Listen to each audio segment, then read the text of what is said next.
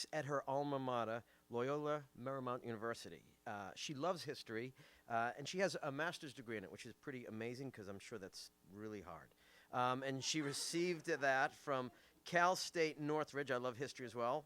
Revolutionary War, awesome. Her background is in arts administration, also museums, which I'm sure she does a lot of education through museums, and higher education. So please give a big welcome to Nicole Murph. Wednesday, December 1st, 2010. Last night, on a whim, my mom and I bundled up in our jackets and went to a nearby Christmas tree lot not far from our house. For the first time in 4 or 5 years, we got ourselves a Christmas tree. It's a beautiful full tree with sturdy branches and pine needles that feel like soft leather. Our tree now stands in the corner of our living room. All night, the aroma of pine spread throughout the house, and we love it. The Christmas tree is our gift to us. Every year we bought a live Christmas tree, but we stopped. We could not afford it. Not far from us on Del Mar Boulevard, there was a family-run farm that grew Christmas trees on site, called the Green and Fresh Christmas Tree Farm. The farm closed sometime in the early 2000s after being in business for decades. The lot the farm was on is owned by Southern California Edison Company. Edison raised the rent to a point where the growers had to increase the prices on the trees to help pay for the rent, but it still did not help them. It was a yearly tradition for my mom and I to visit the farm and pick out our tree. We often went during a cold evening in early December. We drove in on the dirt driveway and parked along the side. Christmas music played on the 1940s metal-looking speakers perched on top of thick wooden poles. The owners were always there to welcome us. After we selected our tree, LaSalle High School teenagers who worked seasonal jobs on the farm dispersed to locate our tree, cut it down, and tie it on top of our car. We huddled in our sweaters and jackets talking to one another while the tree was being prepared. It was sad to see the tree farm shut down permanently. In its last year, after the trees were selected and cut down, all I saw was a lot full of tree stumps, trees that will not be nurtured to grow again for the following Christmas season. The lot now remains vacant with just dirt, hardly any visible tree stumps, rustic cans, paper and plastic shards, some wooden planks, and a wire fence. In 2009, we tried to buy a small Charlie Brown Christmas tree, but we could not afford that either. Money was tight and we were struggling.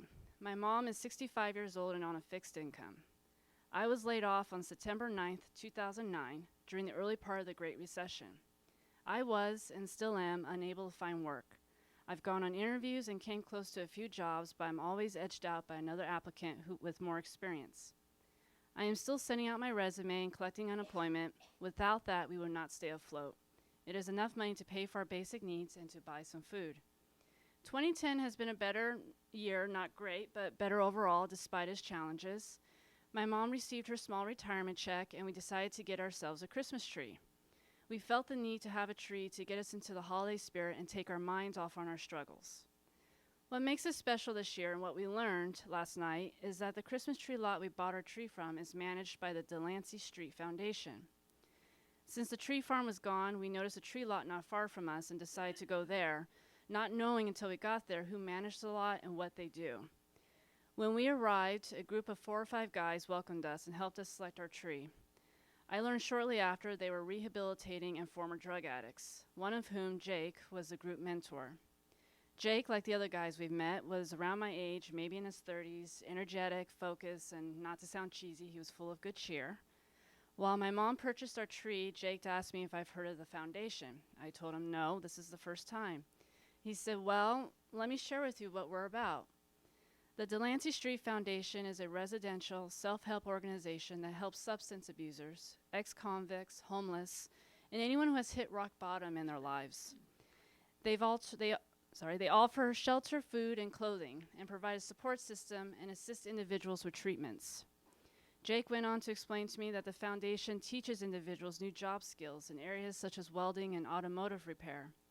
Graduates could choose to become a mentor and help those who are rehabilitating.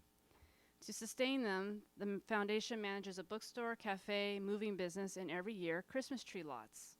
Jake told me that the money we paid for our tree helps with the overhead expenses, food, and shelter.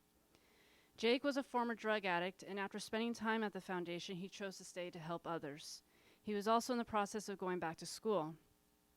While we were waiting for the tree to be set up on our car, a girl came by with her dinner. Jake checked her in with her time. She too is a drug addict who is rehabilitating. He told me they are strict with things like checking in and checking out. This is to ensure the people in the program stay focused and be accountable. My mom and I felt it was special that we bought our tree from an organization that helps people who are struggling and fighting their own demons to start a new chapter in their lives. We are not drug addicts or ex-convicts, but being unemployed for this long and counting, struggling to pay our bills, getting food to eat, collecting cans and bottles to supplement our income, and fighting to keep our home, we've hit bottom as well, but in a different manner. We felt like the tree stumps left behind when the Christmas tree farm shut down.